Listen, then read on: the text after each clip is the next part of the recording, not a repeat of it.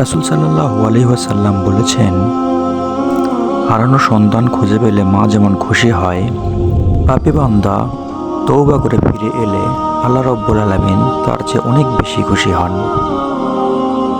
আলহামদুলিল্লাহ, আল্লাহ রাব্বুল আলামিন পুরো সৃষ্টি জগৎকে অত্যন্ত ভালোবাসেন এবং মহব্বত করেন।